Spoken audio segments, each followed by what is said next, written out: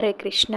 నవవిధి భక్తి మార్గాలలో 7వది దాస్యం అంటే సేవా భావన. ఏ రకంగా భక్తి చేసుకున్నా కానీ అందులో దాస్య భావనని ఇంక్లూడ్ చేయకపోతే దాన్ని అసలు భక్తిగా కన్సిడర్ చెయ్యరు. కృష్ణుడు అర్జునుడితో అంటాడు, ఎవరైతే తనను తాను నా భక్తుడు అని చెప్పుకుంటాడో తను నా భక్తుడు కాదు, ఎవరైతే నా భక్తుడి యొక్క భక్తుడిగా చెప్పుకుంటాడో తనే నా నిజమైన భక్తుడు అని. తమిళనాడులో అతి వరదరాజస్వామి టెంపుల్లో కాంచీపూర్ణ అనే భక్తుడు రోజు వరదరాజస్వామికి చామర విసిరే సేవ చేస్తూ ఉండేవాడు.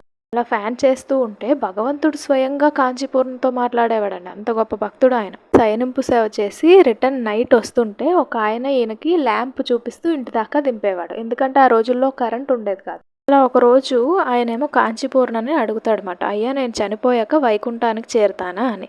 సో ఈ కాంచీపూర్ణ నెక్స్ట్ డే వెళ్ళి భగవంతుడిని అడుగుతాడు, ఒక ఆయన ఉన్నాడు, ఆయన రోజు నాకు ల్యాంప్ చూపిస్తుంటాడు, ఆయన వైకుంఠానికి చేరుతాడా అని.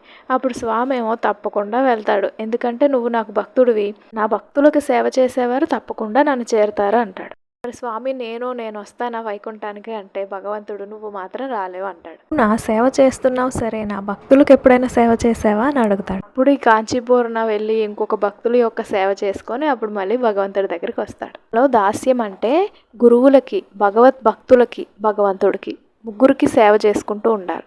సాక్షాత్తు జగద్గురువు అయిన కృష్ణుడే తన యొక్క గురువు సాందీప మహామునికి సేవ చేశాడండి. మనం ఎంత